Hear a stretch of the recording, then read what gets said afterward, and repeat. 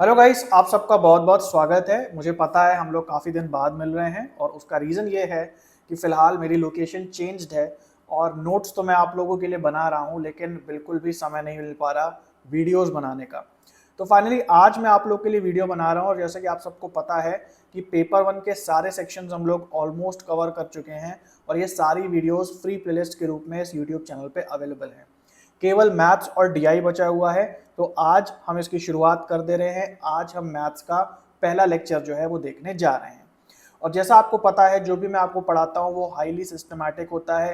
केवल व्यूज़ बढ़ाने के लिए, केवल टाइम बढ़ाने के लिए मैं आपको नहीं पढ़ाता हूँ। तो ये जो मैथ्स का कोर्स है ये भी हाईली सिस्टमैटिक होने वाला है और ये एवरग्रीन वीडियोज़ रहेंगे, ठीक इन्हीं की तरीके से कि आपको कभी भी कोई प्रॉब्लम आती है, किसी भी बार जब आप नेट देने जा रहे हैं, तो वो कॉन्सेप्ट्स मैं आपको यहाँ पे पढ़ाऊंगा जो आपको हर बार काम आएंगे। तो आज की जो शुरुआत है हम लोग कर रहे हैं सिंगल वेरिएबल इक्वेशन के सवालों से। सिंगल वेरिएबल यानी कि जहां आपको x का मान निकालना होता है और यकीन मानो बाकी मैथ्स भूल जाओ अगर आपको सिंगल वेरिएबल नहीं समझ में आता है। x का मान निकालने में अगर आपको तकलीफ होती है तो आप परसेंटेज भी नहीं कर पाएंगे, एवरेज भी नहीं कर पाएंगे, रेशियो भी नहीं कर पाएंगे, नंबर सीरीज भी नहीं कर पाएंगे, कुछ भी नहीं पॉसिबल है विदाउट x का मान निकाले को सीखे बिना। तो आज हम लोग इसकी बात करने वाले हैं A to Z और मुझे पूरी उम्मीद है कि इस वीडियो को देखने के बाद आपको x का मान कैसे निकाला जाता है, क्या क्या स्टेप्स होते हैं, क्या क्या नियम आपको लगाने होते हैं और क्या क्या कॉमन गलतियां आप करते हैं, इन सब के बारे में मैं आज आपको जानकारी जो है वो दे दूंगा। तो चलिए गाइस स्टार्ट करते हैं आज का अपना वीडियो। तो जैसे कि आप सबको पता है यूट्यूब पे आपको मैं फ्री लेक्चर्स देता हूं और जो प्रीवियस ईयर क्वेश्चन की टेस्ट सीरीज है वो फ्री में मैं आपको टेलीग्राम चैनल के माध्यम से देता हूं। तो अगर आपने अभी तक इसे ज्वाइन नहीं किया है तो भाई ज़रूर से ज्वाइन कर लो, इसका कोई शुल्क नहीं है, ये बिल्कुल फ्री है।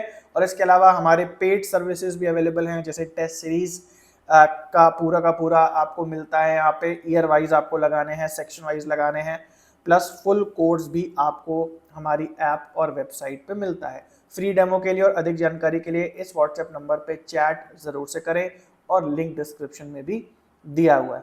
और इसके अलावा करंटली ऑफर भी चल रहा है, सुपर कोड जो है इसको आप लगाएंगे तो आपको काफ़ी ज़्यादा सस्ता जो है पेपर वन या जो टेस्ट सीरीज़ है वो पड़ेगी। इनफैक्ट 3 महीने का आप लेंगे तो इस समय करंटली जो प्राइस है वो 2400 अराउंड चल रहा है।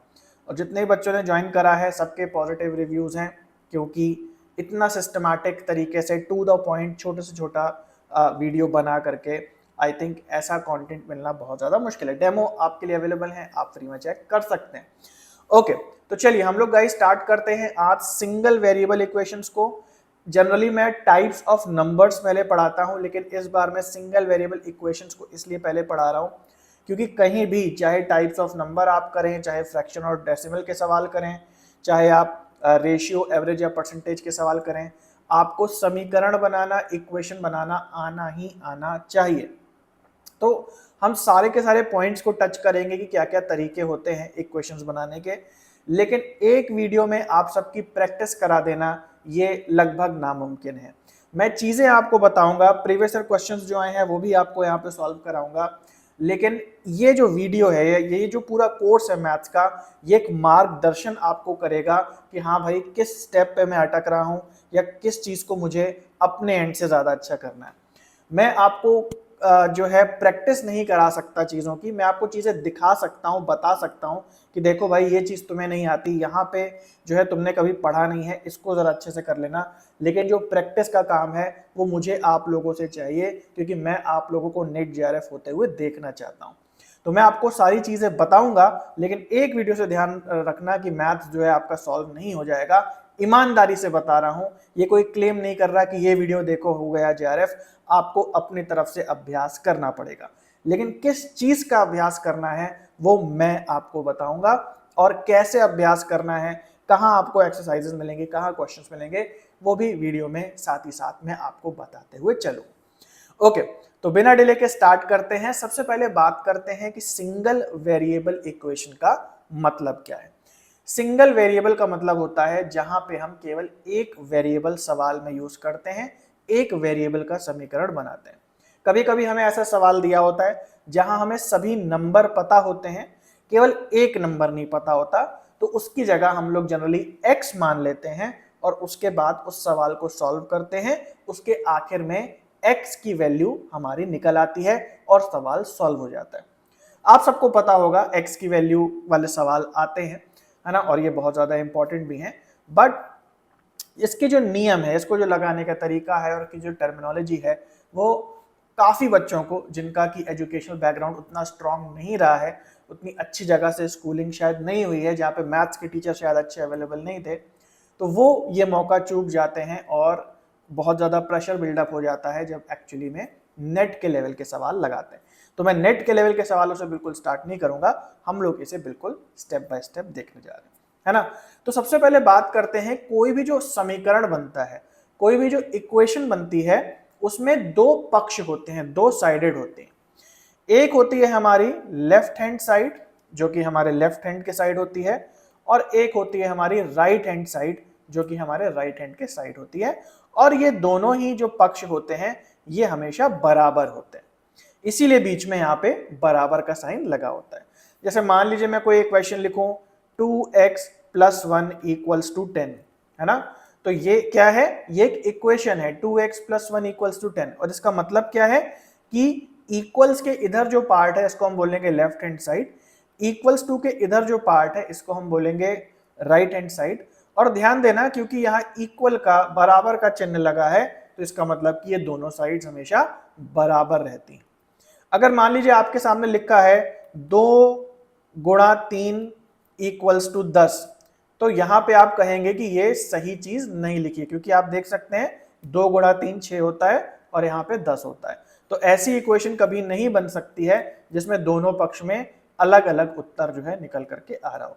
हमेशा इक्वेशन में ये रहता है कि left hand side = right hand side होता है। आई होप आपको ये बात समझ में आ गई। अब आइए एक डेमो क्वेश्चन करते हैं कि भाई सिंगल वेरिएबल की जो हम लोग बात कर रहे हैं, तो सिंगल वेरिएबल कैसे करते हैं इन सवालों को, है ना। एक बहुत बेसिक सवाल से यहाँ पे देखेंगे। तो यहाँ एक सवाल दिया है, determine a number that when doubled = 10। अब जब भी आप सिंगल वेरिएबल के सवाल या मल्टीपल वेरिएबल के सवाल जब आप करते हैं, तो आपको सबसे पहले समझना होता है सवाल में जो दिया है उसे हम वेरिएबल के रूप में कैसे प्रदर्शित कर सकते हैं। तो कोई भी सवाल जब आप पढ़ते हैं तो सबसे पहला आपका स्टेप क्या होता है, आइडेंटिफाई द वेरिएबल, यानी कि जो भी बातें लिखी हैं उसे समीकरण के रूप में या वेरिएबल के रूप में आप कैसे लिख सकते हैं। तो यहाँ पे हम अपनाते हैं, यहाँ क्या लिखा है, एक नंबर ज्ञात करो जिसे जब डबल कर दिया जाता है तो वो 10 बन जाता है। अब हमें क्या करना होगा, दिमाग लगाना होगा, और पहला स्टेप ये करना होगा कि हमें समीकरण बनाना है और ये देखना है कि उस समीकरण में वेरिएबल कहाँ होगा, है ना। तो ध्यान से समझें, तो क्या कह रहा है, कह रहा है एक नंबर है। अब ये नंबर अज्ञात है, तो कभी भी जब सिंगल वेरिएबल इक्वेशंस हम लोग बनाते हैं तो अज्ञात नंबर को हम क्या मानते हैं, x मानते हैं। आप ABCD कुछ मान सकते हैं, लेकिन जनरली इसको x माना जाता है ना। इससे सवाल देखने में अच्छा लगता है। हालांकि आप कुछ भी मान सकते हैं, z भी मान सकते हैं, वो भी चलेगा, है ना। तो कह रहा है वो नंबर ज्ञात करो, हम कहते हैं माना वो नंबर x है। अब आगे पढ़ो क्या लिखा है, कह रहा है जब इस नंबर को हम डबल कर देते हैं, जब इस नंबर को हम दुगना कर देते हैं तो क्या आ जाता है, 10 आ जाता है। दुगने का क्या मतलब होता है, 2 से गुणा कर देना। तो इसका मतलब जब हम इस नंबर को 2 से गुणा कर देते हैं तो आंसर क्या आता है, आंसर 10 आ जाता है। तो ये हमने पहला स्टेप कंप्लीट करा और इस तरीके से इक्वेशन बना ली। यहां तक कुछ बच्चे ऐसे होंगे जो बेसब्री से मैथ्स की क्लास का इंतजार कर रहे होंगे, और जब उन्होंने ये समीकरण देखा और उन्होंने ये देखा कि मैंने इस समीकरण को समझाने में इतना समय लगा दिया, तो वो सोच रहे होंगे कि अरे ये तो बच्चों वाली चीज है सर, आप इस पे इतना क्यों ध्यान दे रहे हैं। देखो भाई, मेरी मजबूरी है कि मुझे हर प्रकार के बच्चों को लेकर के चलना होता है। अगर आप थोड़े से एडवांस्ड हैं, पूरे नहीं होंगे वो मुझे पता है, लेकिन थोड़े से भी हैं, तो थोड़ा पेशेंस रखो और ध्यान से समझो, क्योंकि कई ऐसे स्टेप्स होते हैं जो आपको लगता है कि आपको सारे स्टेप्स आते हैं, लेकिन आपको नहीं आ रहे होते हैं और इस वजह से गलतियां हो रही होती हैं। और जो बच्चे हैं जिनको नहीं आता है उनको भी मैं लेकर के चल रहा हूं, इसलिए मैं बहुत धीरे धीरे चल रहा हूं ताकि हर एक बच्चे को चीजें समझ में आती जाए। ओके, तो आई होप यहां तक आपको समझ में आ गया कि अगर मान लीजिए कोई सवाल आपके सामने लिखा है, उसमें आपको वेरिएबल और इक्वेशंस बनाने हैं, वेरिएबल को डिटरमाइन करना है, तो सवाल को आप पढ़ते हैं और कोशिश करते हैं कि उसे एक इक्वेशन में, एक समीकरण में डालें और एक वेरिएबल जो है वहां पे कहां कैसे आएगा उसको समझें। अब ये तो चीज मैंने आपको बता दी, लेकिन अब बारी आती है कि आप समझें कैसे। जैसे काफी बच्चे ये सोच रहे होंगे कि चलिए सर, हमको ये सवाल तो आपने हमको बता दिया, हमें समझ में आ गया ये इक्वेशन बन रही है, लेकिन कई ऐसे सवाल आएंगे जिसमें हमें नहीं समझ में आएगा कि इक्वेशन क्या बनेगी और कैसे, और बहुत बच्चों को नहीं भी समझ में आता है। तो उनको मैं बोलूंगा आप गूगल पे सर्च करें सिंगल वेरिएबल इजी क्वेश्चंस, और आपको ढेर सारे क्वेश्चंस मिल जाएंगे। आपको उस पर प्रैक्टिस करनी ही करनी पड़ेगी। जैसे मैंने वीडियो की शुरुआत में बोला, मैं आपको मार्गदर्शन दे रहा हूं कि भाई देखो, आपको ये चीज सीखनी ही सीखनी है।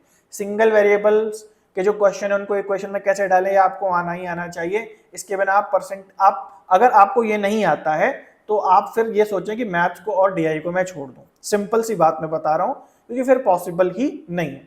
तो ये चीज आपको करनी है। अगर आपको ये जो स्टेप मैंने ऊपर बताया आपको लगता है दूसरे क्वेश्चंस में या आने वाले फ्यूचर के क्वेश्चंस में आपको कंफ्यूजन होगी, आप बहुत अच्छे नहीं हैं, तो ये आपको खुद से प्रैक्टिस करनी। चलिए अब आगे बढ़ते हैं।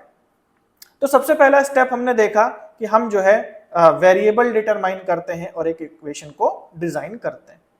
दूसरा स्टेप क्या है? दूसरा स्टेप आता है आइसोलेट द वेरिएबल।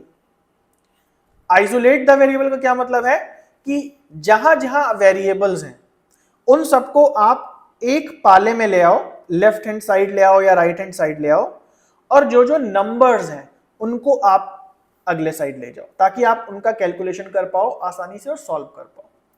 तो दूसरा स्टेप क्या है?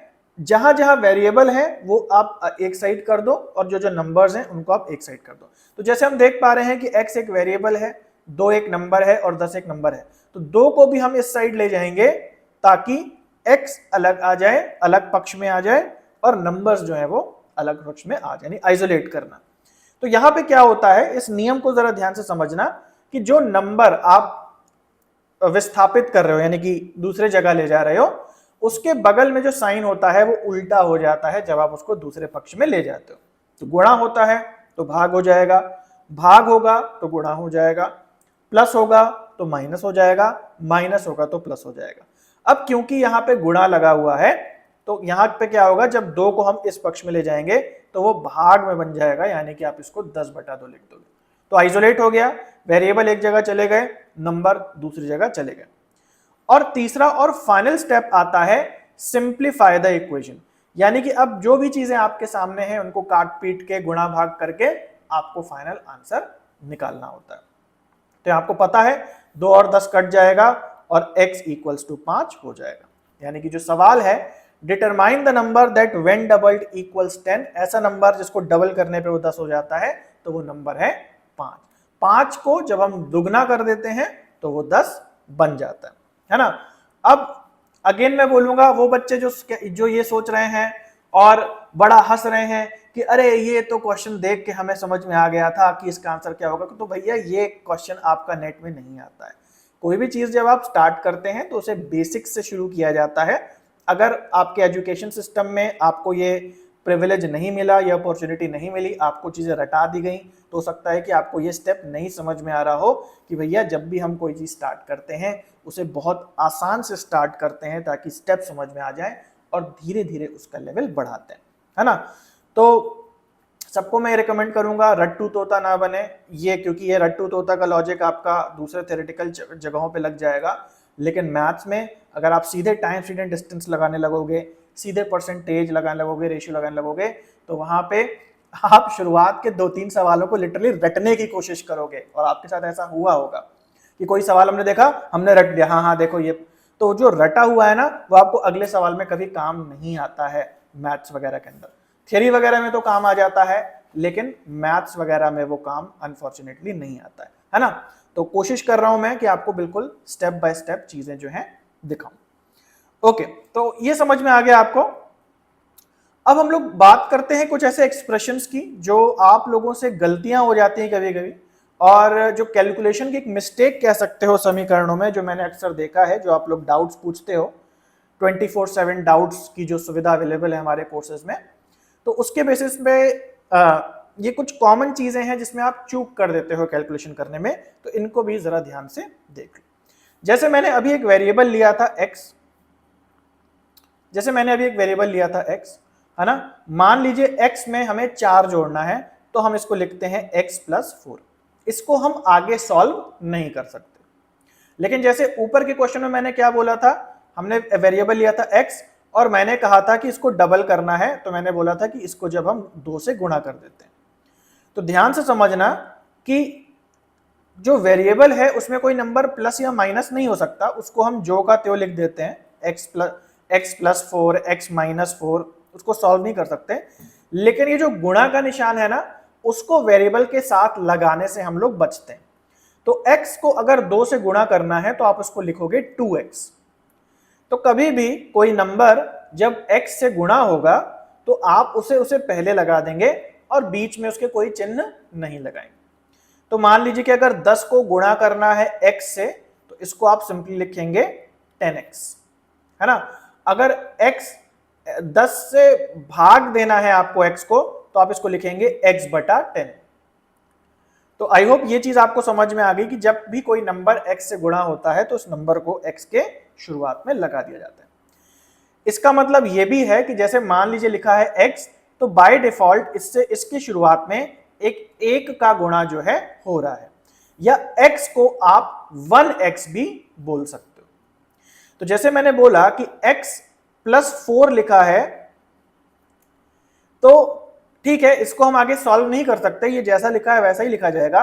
लेकिन मान लो अगर आपके सामने लिखा है x+4x, है ना, x+4x, तो जाहिर सी बात है कि x और 4x प्लस हो जाएगा और ये बन जाएगा 5x, क्योंकि जैसे मैंने बोला कि x का मतलब एक्चुअली होता है 1x, क्योंकि शुरुआत में एक 1 जो है होता है बाय डिफॉल्ट गुणा हो रहा होता है। तो ये हो गया 1x और ये हो गया 4x, तो कुल मिला के हो जाएगा 5x। आई होप आपको समझ में आ गया। x+4 लिखा होगा तो वो आगे सॉल्व नहीं होगा, लेकिन अगर x+4x लिखा होगा तो वो मिलकर के 5x हो जाएगा। तो ये छोटी मोटी चीजें हैं, इसमें मैं बहुत विस्तार से नहीं जाऊंगा, बट अगर आपकी गलतियां होती हैं तो आप समझ पा रहे होगे कि आपको क्या क्या इंप्रूव करने की जरूरत है। अगला एक्सप्रेशन देखते हैं जिसमें काफी बच्चे गलती करते हैं। जैसे ब्रैकेट जब लगा होता है, जैसे यहाँ पे लिखा है 3 और ब्रैकेट में है x+3, है ना, 3 ब्रैकेट में x+3। अब अगर आपको इस समीकरण सॉल्व करना है तो आपको इस ब्रैकेट को ओपन करना पड़ेगा, जिसके अपने अलग नियम होते हैं। नियम क्या होता है कि 3 जो है ब्रैकेट के बाहर लिखा है और 3 के बाद कोई चिन्ह नहीं लगा, तो इसका मतलब ये गुणा का चिन्ह है। जैसे फॉर एग्जांपल यहां लिखा है 2x, तो 2 और x के बीच में अगर कोई चिन्ह नहीं है तो हम क्या मानते हैं, गुणा हो रहा है। ठीक वैसे ही यहां पे भी अप्लाई होता है। तो 3 जो है, जब ये ब्रैकेट खुलेगा तो 3 को हम x से भी गुणा करेंगे और 3 को हम 3 से भी गुणा करेंगे। ब्रैकेट के अंदर कुछ कितने भी नंबर लिखे हुए हो, कुछ भी लिखा हुआ हो, अगर बाहर इसके कोई नंबर है, जैसे यहाँ पे 3 है, और ब्रैकेट को आप सिंप्लीफाई करेंगे तो बाहर लिखा हुआ नंबर बाकी सबसे गुणा होगा। तो यहाँ 3 और x को सबसे पहले गुणा करेंगे, ये 3x आ जाएगा, और 3 और 3 को गुणा करेंगे, ये 9 आ जाएगा और बीच में प्लस लग जाएगा। तो ये जो एक्सप्रेशन है ना, 3 ब्रैकेट में x+3, इसको आई होप आपको सॉल्व करने आता होगा। नहीं आता है तो उस पर आपको काम करने की जरूरत है कि जब ब्रैकेट खुलता है तो कैसे बाहर का नंबर अंदर जितने भी नंबर हैं सबसे गुणा होता है। ये भी बहुत बच्चों को नहीं आता है, जिसकी वजह से वेरिएबल के सवाल नहीं कर पाते हैं। और परसेंटेज, जैसे मैंने बोला, प्रॉफिट लॉस रेशियो, सब में आपको वेरिएबल बनाने की जरूरत पड़ेगी, सब में ही इक्वेशंस बनेंगी, और ये चीज तो आपको आनी चाहिए। ओके, उसके बाद जैसे मैंने आपको बता दिया x+3x मिलकर के हो जाता है 4x, है ना। x+3 सॉल्व नहीं होता, लेकिन अगर लिखा है x+3x, अब दोनों के एंड में x है तो आपस में जुड़ जाता है। आई होप ये भी बात आपको समझ में आ गई होगी। अगला एक्सप्रेशन है x⁻², है ना। तो इसको लिखने का तरीका भी समझ लो। जब हम कॉपी पेन से लिखते हैं तो लिखते हैं x⁻², लेकिन टाइपिंग में, क्योंकि जब हम टाइप करते हैं कीबोर्ड पे तो कुछ ऊपर नीचे करना पॉसिबल नहीं होता है, तो इसको इस चिन्ह से दर्शाते हैं, पावर को इस चिन्ह से दर्शाते हैं और लिखते हैं x⁻²। तो x⁻² क्या होता है, x को x में गुणा कर दो, x इंटू x और x को गुणा कर दोगे तो पावर 2 हो जाएगी। x को खुद में 3 बार गुणा कर दोगे, यानी x में गुणा करोगे x को, फिर x में गुणा करोगे x को, तो इसको आप बोलोगे x की पावर 3। तो आई होप आपको पावर्स भी समझ में आती होंगी, मैं एक्सटेंसिवली नहीं जाऊंगा, बट ये चीज आपको आनी चाहिए। इसके अलावा मान लो अगर लिखा है x की पावर -2, है ना, चलिए x की पावर 2 तो हमें समझ में आ गया, लेकिन मान लो लिखा है x की पावर -2, तो इसका क्या मतलब होता है ये भी आपको पता होना चाहिए। तो x की पावर 2 का आपको मतलब पता चल गया कि x की पावर 2 है, तो x गुणा x जो है वो x की पावर 2 है। x की पावर -2 में हम क्या करेंगे कि x का रेसिप्रोकल कर देंगे। रेसिप्रोकल मतलब पलट देना नंबरों को। जैसे मान लीजिए आपके सामने लिखा है 3/4, तो 3/4 का रेसिप्रोकल क्या है, 4/3। वैसे ही आपके सामने लिखा है x, तो x का मतलब होता है x/1, एक डिफॉल्ट नीचे रहता है, उसको पलट देना, तो क्या हो गया 1/x, तो ये रेसिप्रोकल हो गया। इस रेसिप्रोकल को जब हम 2 बार गुणा करेंगे तो ये आता है x की पावर -2। नंबर सिस्टम में भी जब हम लोग बाइनरी को डेसिमल में बदलते हैं तब भी ये माइनस पावर आपको वहां पे काम आएगी, क्योंकि एक इंपॉर्टेंट कंसेप्ट। और इसके अलावा मान लो लिखा है x की पावर 0, या किसी भी नंबर की जब पावर 0 होती है तो उसका उत्तर 1 होता है। मैं बहुत शॉर्ट में आप लोगों को बता रहा हूं, लेकिन अगर आपको जो भी मैं चीजें बता रहा हूं उसमें आप कमजोर हैं तो कमेंट में जरूर से बता देना, या अगर आप पेड स्टूडेंट हैं तो आस्क का बटन आएगा, वहां क्लिक करके अपनी परेशानी जो है आप बता देना।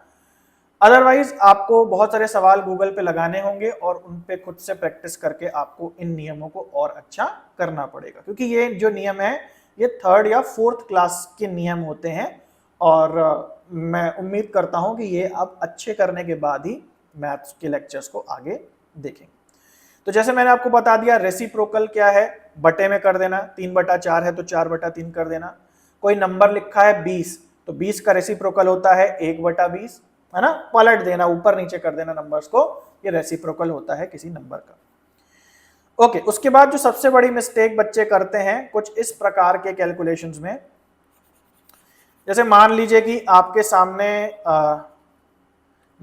सामने दिया है 2x/4 प्लस 3x/5, है ना। तो बहुत बच्चे क्या करते हैं कि 2x 3x जोड़ देते हैं, हो जाता है 5x, और नीचे लिखा है 4 और 5 इसको जोड़ देते हैं, हो जाता है 9, तो इसको बना देते हैं 5x/9, जो कि गलत है। इस तरीके से जो फ्रैक्शन में नंबर हैं उनको आप नहीं जोड़ते हैं। इसके लिए आपको एलसीएम लेना होता है, 4 5 का एलसीएम आ जाएगा 20, और उसके बाद जो है आपको प्रोसीड करना होता है ना। तो जो फ्रैक्शंस को जोड़ने में आप गलतियां करते हैं वो भी गलतियां जो है आपकी नहीं होनी चाहिए। तो आई होप कि ये नियम आपके क्लियर होंगे। अगर नहीं क्लियर हैं तो आप गूगल पे सिंगल वेरिएबल के जितने ज्यादा हो सके क्वेश्चंस लगाएं और उसके बाद ही मैथमेटिक्स को आगे स्टार्ट करें, अदरवाइज मैथमेटिक्स आपको नहीं समझ में आएगी, आप अपना टाइम वेस्ट करेंगे। तो यहाँ प्रैक्टिस के लिए मैंने आपको कुछ क्वेश्चंस दे दिए हैं, उसमें आपको सिंगल वेरिएबल का मान निकालना है। जैसे पहला क्वेश्चन यहाँ देख लेते हैं। फॉर एग्जांपल आपके सामने एक क्वेश्चन है 2x + 5 = 11। तो मैंने जैसा आपको बताया सबसे पहले समीकरण आपके पास है, अब आप क्या करेंगे, आइसोलेट करेंगे x को, यानी 5 को इधर भेज देंगे, +5 है तो यहाँ जाके 11 - 5 हो जाएगा और यहाँ केवल 2x बचेगा। अब फिर आइसोलेट करेंगे, कैसे आइसोलेट करेंगे, x के साथ 2 गुणा है तो 2 को इधर भेज देंगे, 11 - 5 6 हो गया, और x को यहाँ रख के 2 को भेज दिया तो गुणा जो है वो भाग बन गया और हमारा आ गया x = 3। इस तरीके सारे सवाल हैं, आप स्क्रीनशॉट ले लें, और यहाँ पे उन सब के आंसर्स दिए हुए हैं, इसके भी आप स्क्रीनशॉट ले लें और घर पे आराम से लगाएं। कोई प्रॉब्लम आए तो आस्क बटन दबा करके पूछें, और यूट्यूब वाले बच्चे कमेंट में लिख करके भी अपनी जो प्रॉब्लम है वो बता सकते हैं। तो इतनी चीजें हैं जो कि आपको सिंगल वेरिएबल इक्वेशंस जो हैं अगर आपको करनी है तो आपको आनी ही आनी चाहिए, और ये बहुत कठिन चीजें नहीं है, सुनने में ज्यादा लग रहा होगा, आई थिंक समझाते समझाते टाइम भी ज्यादा निकल गया होगा, बट ये बहुत ईजी हैं। जैसे मैंने बोला 3rd 4th 5th क्लास के बच्चे भी इनको बढ़िया से लगाते हैं और फुल नंबर लाते हैं। तो एक बार मैं अज्यूम करता हूं कि आपके सिंगल वेरिएबल के कंसेप्ट सारे क्लियर हैं, जितने मैंने बता दिए हैं वो सारे क्लियर हैं। तो अब हम आगे बढ़ते हैं और वो एक्चुअल क्वेश्चन देखने वाले हैं जो कि नेट के प्रीवियस ईयर्स में। जैसे आपको पता है कि मैं बिना प्रीवियस ईयर क्वेश्चंस की बातें नहीं करता हूँ, कुछ भी उल्टा सीधा क्वेश्चन करा करके खुश नहीं कर देता हूँ कि इजी इजी क्वेश्चन दे दिया। तो अब हम रियल पूरा लेवल देखने वाले हैं कि किस प्रकार का क्वेश्चन जो है वो, अगर बात करें हम केवल सिंगल वेरिएबल इक्वेशन की, तो आ सकता है। तो मेरा पूरा कोर्स इसी तरीके से सिस्टमैटिक बना है, एक एक लेक्चर के साथ केवल उस लेक्चर से, उस टॉपिक से जो जो प्रीवियस ईयर क्वेश्चंस आए हैं वो भी प्रैक्टिस करने को आपको हर लेक्चर के साथ मिलते हैं। ओके, तो यहाँ पे हम लोग देखते हैं सबसे पहला क्वेश्चन। यहाँ लिखा है अ मैन डिवाइड्स 8,60,000 रुपए जो है एक आदमी बांटता है, किस में बांटता है? 5 सन्स, 5 बेटे, 4 डॉटर्स, 4 बेटियां और 2 नेफ्यूज, 2 भतीजे, है ना। तो कुछ राशि है उसके पास और इतने लोग हैं इसके घर में, उनको ये पैसे वो बांटता है। कैसे बांटता है? लिखा है प्रत्येक डॉटर को जो पैसे मिलते हैं वो नेफ्यू को जो पैसे मिले उससे 4 गुना ज्यादा है। भतीजे को जो पैसे दिए हैं, प्रत्येक भतीजे को जो पैसे दिए हैं उससे 4 गुना ज्यादा पैसे किसके हैं? डॉटर के। और प्रत्येक बेटा जो है, प्रत्येक सन जो है, वो भतीजे को जो पैसे मिले, नेफ्यू को जो पैसे मिले उससे 5 गुना ज्यादा है। तो पूछ रहा है कि प्रत्येक डॉटर को, प्रत्येक बेटी को कितने पैसे मिले, है ना। तो वेरिएबल अभी तक कर रहे थे, आप लोगों को समझ में भी आ रहा होगा। अब आप देख रहे हैं कि इस प्रकार से एक सवाल आता है। हालांकि बहुत कठिन नहीं है, जिनको वेरिएबल आता है, जिनकी मैथ अच्छी है, उनके लिए इजी ही सवाल है, कोई कठिन सवाल नहीं है। लेकिन फिलहाल जो बच्चे नए हैं उनको ये दिमाग घुमा देने वाला सवाल लगेगा। देखो, मेन जो है स्किल है वो सिंगल वेरिएबल के क्वेश्चन में यही है कि आप कितने खूबसूरती से, कितने बिना कंफ्यूजन के किसी टेक्स्ट को जो सवाल में लिखा है उसे एक समीकरण में ढाल देते हैं। ये स्किल यही है। अब आगे तो फिर प्लस माइनस गुणा भाग है और कुछ नहीं। तो सबसे पहला काम यही है कि आप इसको इक्वेशन कैसे बनाते हैं। तो सबसे पहले ध्यान से समझो कि डॉटर को जो पैसे मिले और इसके जो पुत्र हैं, सन को जो पैसे मिले, सबकी कंपैरिजन जो है नेफ्यू को कितना मिला उससे किया गया। कि डॉटर को 4 गुना मिला नेफ्यू का, सन को 5 गुना मिला नेफ्यू का। तो हम क्या करेंगे, नेफ्यू को जो पैसे मिले उसको एक्स मान लेंगे, है ना। हम मानते हैं कि प्रत्येक नेफ्यू को जो पैसे मिले वो कितने मिले? एक्स मिले। तो एक्स को, नेफ्यू को मिले एक्स रुपीज। तो जो डॉटर है उसको कितने मिले होंगे? अब देखो यहां पे लिखा है कि डॉटर को नेफ्यू, प्रत्येक डॉटर को प्रत्येक नेफ्यू को जितना मिला उसका 4 गुना मिला। तो डॉटर को कितने रुपए मिले? 4x मिले। और सन को कितना मिला? 5 गुना नेफ्यू का। सन को कितने मिले? 5x। ठीक है, ये प्रत्येक की बात हो रही है। एक नेफ्यू को x मिला, एक डॉटर को 4x मिला, एक प्रत्येक सन को, ईच सन, यानी कि एक सन की यहां पे बात हो रही है, 5x मिला, है ना। तो लेकिन टोटल कितने हैं?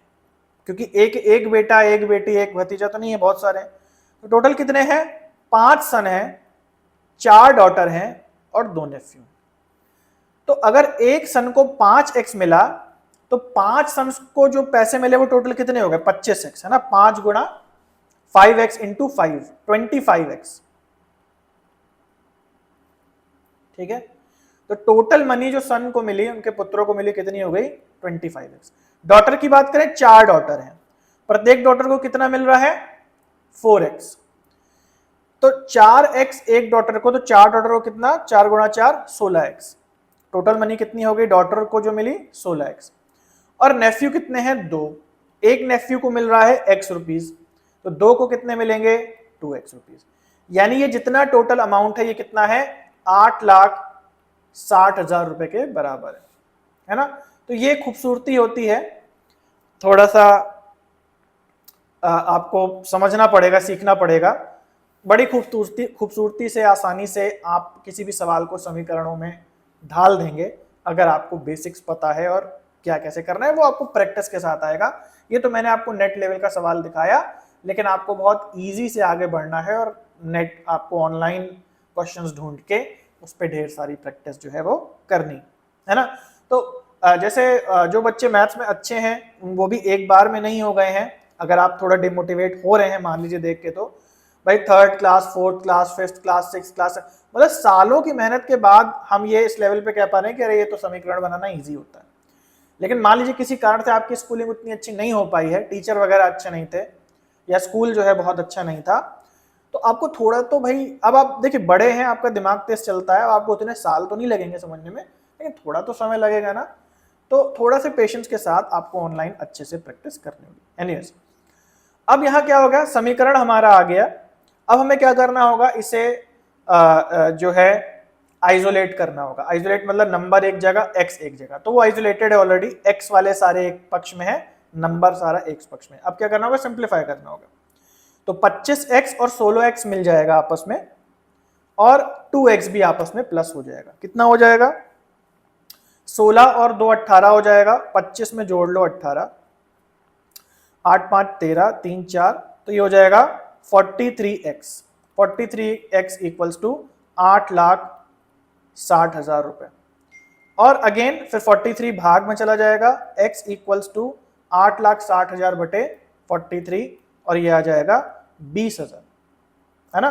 तो आसानी से देखो नंबर कट जाते हैं, बट कैलकुलेशन उतनी टफ नहीं है, बस आपको करना क्या है, ये आना चाहिए।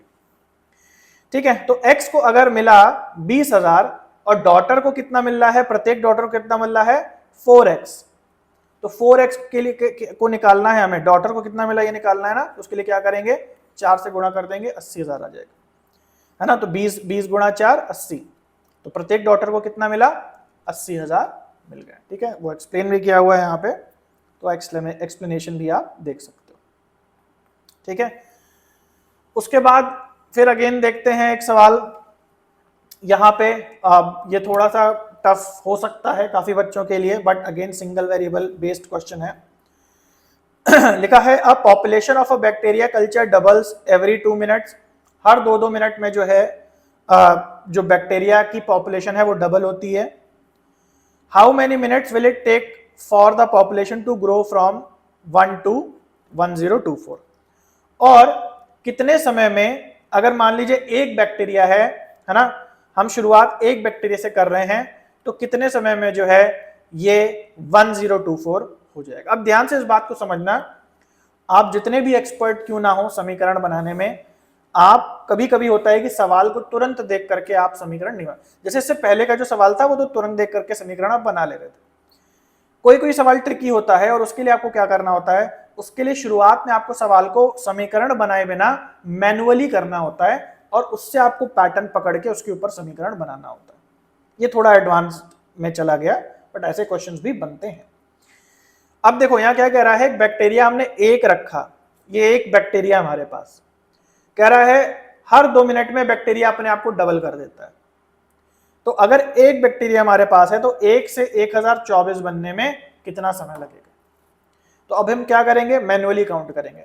देखो भाई क्या है, हमारे पास एक बैक्टीरिया है, 2 मिनट गुजरेंगे, ये बैक्टीरिया क्या बन जाएगा, 2 बन जाएगा, क्योंकि अपने आप को डबल कर देगा। फिर 2 मिनट गुजरेंगे, फिर ये क्या करेगा, बैक्टीरिया अपने आप को डबल कर देगा, अब ये 4 बन जाएगा।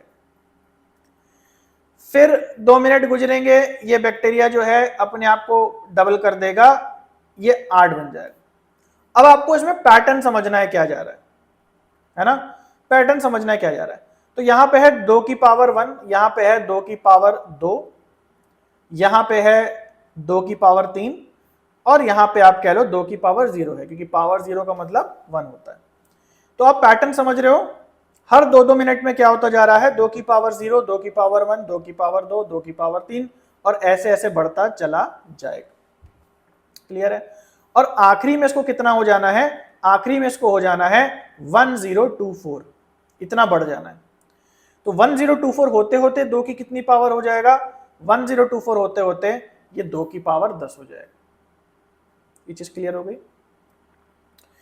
ठीक है, यानी कि 0 से ये 10 तक का सफर तय करेगा। ठीक है, ओके। तो इसका मतलब कि इसकी जो ग्रोथ है कितनी बार हुई है, 10 बार हुई है।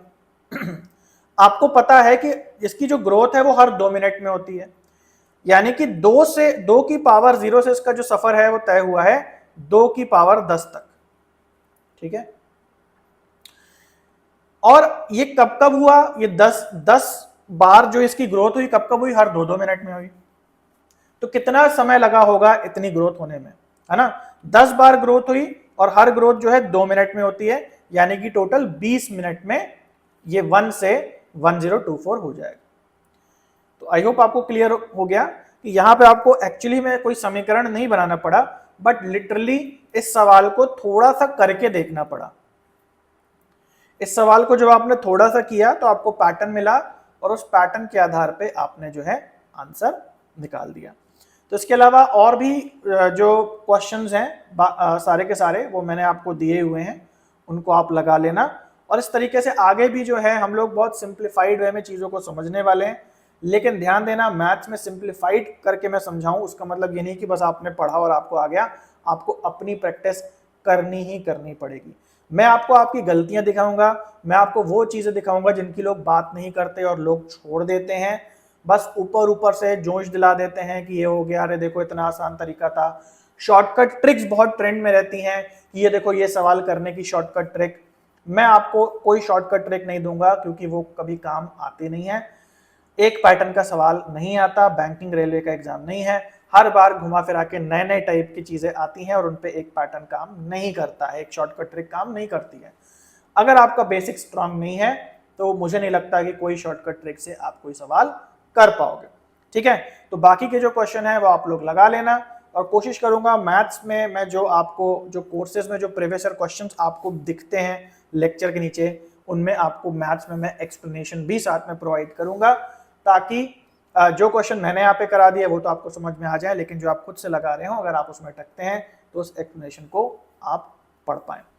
तो एक बार फिर से मैं बताना चाहूँगा ऑफर के बारे में कि ये ऑफर वैसे 2 मार्च तक चलना था, बट क्योंकि मैं इतना ऑक्यूपाइड हो गया कि अभी तक ये ऑफर लगा हुआ है, तो 2 दिन तक और लगा रहेगा। इस ऑफर का लाभ जरूर से उठाएं और ये जो नंबर है इस पर आप जरूर से कॉन्टेक्ट करें ऑफर के लिए। ठीक है, तो चलिए गाइस, बाय, टेक केयर, मिलते हैं अगले वीडियो में और कुछ नई चीजें या और कुछ जो आगे की एडवांस चीजें हैं उनको प्रीवियस ईयर क्वेश्चंस के साथ देखें।